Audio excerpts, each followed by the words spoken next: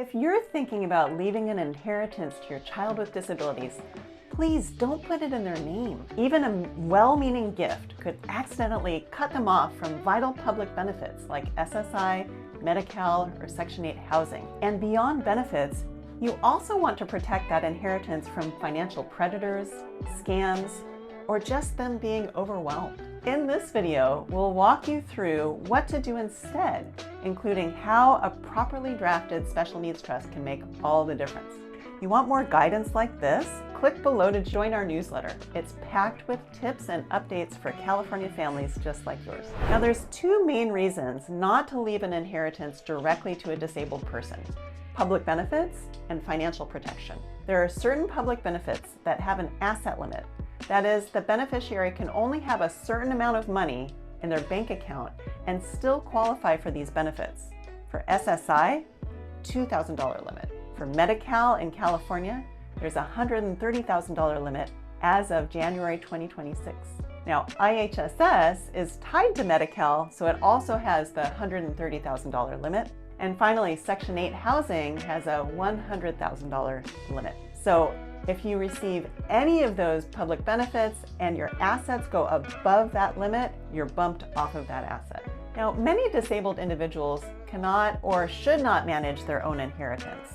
They may not have the capacity to manage their money. They might be able to manage their day-to-day spending money, but managing an inheritance is way too overwhelming and complicated. They might be naive and subject to financial predators.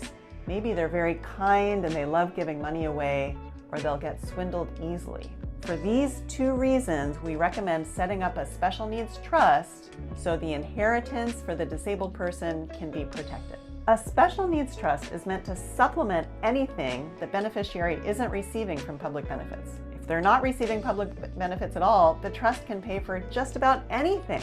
Someone else is managing the trust, acting as trustee, and the beneficiary can't directly access the money or revoke the trust. Because the beneficiary can't access the money, it doesn't count as their money. So it's not a countable asset for public benefits purposes. And having someone else manage the money provides that asset protection we want for our disabled loved ones. Then someone can't marry them just to get the money, or a financial predator can't get them to withdraw all the money and give it away. Now, I get asked a lot, should a special needs trust be a standalone trust or embedded within the revocable trust? We recommend that the special needs trust be a standalone trust for two main reasons. First, anyone can fund a standalone special needs trust when you're alive. You sign it right away, so it's up and running and can receive money from any family members or friends. When the special needs is funded, the trustee is required to send a copy of the special needs trust to the Social Security Administration or Department of Healthcare Services. And if you have a long revocable trust that contains the special needs trust inside of it, the government gets confused. Where does the special needs trust start and stop?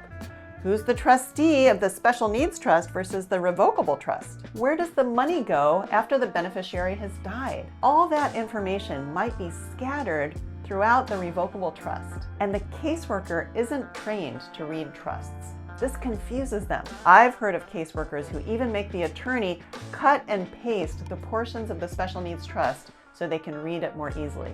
Don't make it hard on a caseworker. Prepare a standalone special needs trust. Now, if you have a standalone special needs trust, you don't have to fund it immediately. While you're alive, you are your child's special needs trust. You provide everything that they need, and you don't need to keep accountings or file income taxes. But when it needs to be funded, that is upon your death, or the death of another family member, it's ready and available to be funded. If you already have a revocable trust, you need to modify that trust to provide that the inheritance for a loved one goes into the new special needs trust. Don't forget that step. Your revocable trust and the special needs trust need to talk to each other. So yes, leaving an inheritance to a child with disabilities requires extra care. But with a standalone special needs trust, you can protect their public benefits and their financial future. If you already have a revocable trust, make sure it directs the inheritance to the standalone special needs trust. And if it doesn't, now is the time to update it. For more guidance on special needs trusts and estate planning in California, subscribe to this channel. And if you're ready to set up a plan that protects your loved ones, click below to schedule a call with a member of our team. If this video is helpful for you, share it to someone else who might benefit from it.